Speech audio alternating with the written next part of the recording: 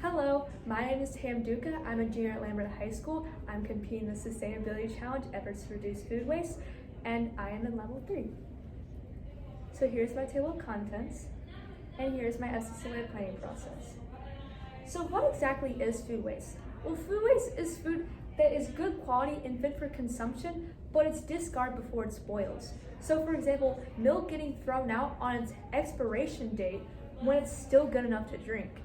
Wasted food is food that's not used for its intended purpose and can be managed in various ways, such as uneaten prepared food or kitchen trimmings from restaurants. The food recovery hierarchy main goal is to help prevent and divert wasted food from ending up into landfills. So the top levels are the best ways to prevent and divert wasted food because they create the most benefits for the environment, society, and economy. So the food recovery hierarchy levels are first, source reduction, which is reducing the amount of food produced, and that ends up saving a lot of energy, money, and labor costs. The second level is feeding hungry people. So donating to people in need instead of letting that food go into landfills is so important because there are millions of people around the world who are in starvation and who are suffering from food insecurity and food debts in their communities as well. So if we can take some of that food and donate to people in communities, that is so crucial to help divert wasted food from ending up inside a landfill. Feeding animals. So farmers and companies actually save a lot of money whenever they feed animals food scraps because it's cheaper to feed animals food scraps than having them hauled to a landfill. The fourth level is industrial uses. So converting wasted food into biofuel and bioproducts can help power things, such as cars, for example. The fifth level is composting. Composting improves soil health dramatically. It also enhances water retention in soils and is a significant reduction in methane emissions because organic waste is one of the main contributors to food waste exerting methane emissions in landfills.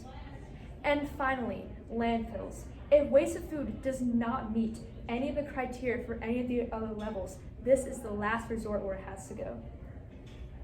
So some food waste statistics.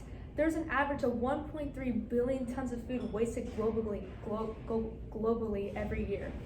There are around 7+ billion people in the world, and 690 million of them are in starvation. So if 1.3 billion tons of food were not wasted, it could feed up to 3 billion people. And even 1/4 of that 1.3 billion tons were not wasted, it can feed to almost 900 million people. So the United States alone wastes 30 to around 40% of its food supply every year. And all that food ends up in landfills where it generates methane, a toxic greenhouse gas that is 86 times more powerful than carbon dioxide. And around 7% of the greenhouse gases in the atmosphere come from food waste. So how exactly will food waste impact our future? Well, there will be an increased amount of methane emissions in the atmosphere responsible for greenhouse gases. There will be a depletion of freshwater sources because around 70% of water that we use is for agriculture. And then there will also be an economic loss. Hundreds and hundreds of billion dollars are lost every year due to food waste. And an average of $218 billion was lost in just 1 year in the United States alone.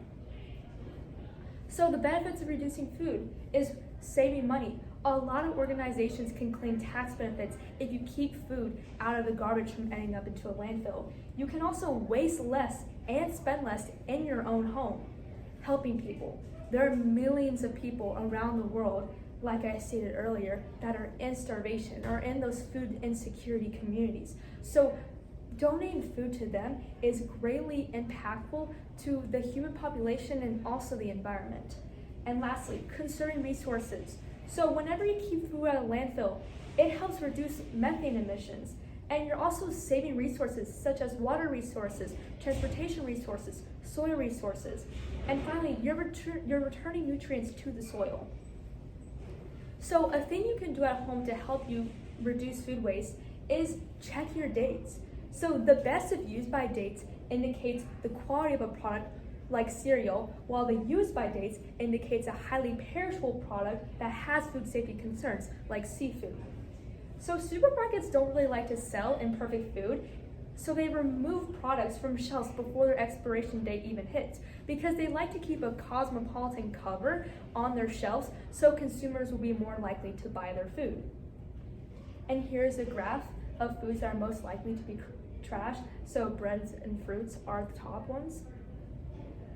So a main thing to help reduce food waste is hydroponics. Hydroponics is a system of agriculture used instead of soil, and it instead is based with nutrient-rich water. It allows people to grow food anywhere in the world at any time of the year. It nets higher yields with fewer resources, and it also promotes local produce to buy locally since it's more fresh and more nutritious for you. It takes less time to grow. It actually matures 25% more quickly than soil-grown plants, and there's minimal to zero waste created. So at Lambert, we actually have a hydroponics garden. Our main goal was that we wanted to introduce communities and familiarize them with hydroponics produce and why it's so beneficial for the environment. We're producing leafy greens as of now, but we want to expand more in the future. Almost 100% of our food produced is good enough for consumption because it's in very controlled conditions. So we have the knowledge of how exactly our produce is grown.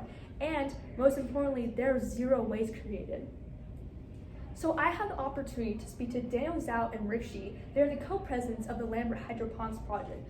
So when they were actually inspired by reading articles about soil degradation and how exactly can hydroponics help solve this problem. So they want to use hydroponics because it saves water, energy, and it has very fast growth rates. So they informed me about the different types of hydroponics systems being used at Lambert to help produce quality produce at a very reasonable price. And in the future, they're wanting for Lambert to become more environmentally sustainable. So they want to install solar panels on the roofs, and they're actually wanting to put a hydroponic system in the culinary department. And here's a picture of the hydroponics garden. So Agri-Eats is a cookbook directed from the hydroponics garden, and it consists of different types of meals that you can make from hydroponically grown produce. The culinary department at Lambert actually teamed up to help create these recipes, and the ingredients are very limited, and it's very simple because we want to target food desert families and communities. So when we were first creating these recipes, a lot of students didn't really know about hydroponics and how beneficial it is for the environment. So as we created these recipes and we learned more about hydroponics, we realized this is so beneficial, not only to our community, but to the environment in general, and that it helps reduce food waste. So here's an example of a recipe found on the Agri-Eats page. As you can tell, it is very simple ingredients, and it doesn't take much to make. It's a very simple recipe. So my mock presentation, whenever I present to my teacher about hydroponics for the first time, she informed me about how food insecurity correlates with the use and distribution of hydroponics produce. It helps me connect my product of how hydroponics is so beneficial to help reduce food waste. So how exactly can you make a hydroponics garden at home? Well, firstly, it works well in small spaces. You can choose your adventure with what produce you want, and there are multiple types of systems to choose from. So the cracking method is a very simple way to create a hydroponic system at home for very cheap. It's very inexpensive, and anyone can do it. So I have the supplies list and the assembling list on right here, and as this is shown, I will be answering my evaluators' questions. So the first question is, what is one skill that you learned or improved upon during your project that you will use in school next year or in your future career? Well, ever since I first started this project, I never really interviewed people or talked to a professional manner and people in an interview before. So it was really beneficial for me as coming from a professional standpoint to interview people. I ended up interviewing about 5 people, and just to get that professional experience and that environment becoming more socially responsible in that way was really beneficial to my communicating skills. The second question, what obstacles caused challenges in your work, and how did you advise them? So there were a lot of scheduling conflicts with interviews because I ended up interviewing a lot of people. So just some scheduling conflicts were really difficult to get the best interview and to just see who can interview this. So there's a lot of substituting other people and stuff like that to help interview and complete this project. So that is my project. Thank you so much for listening.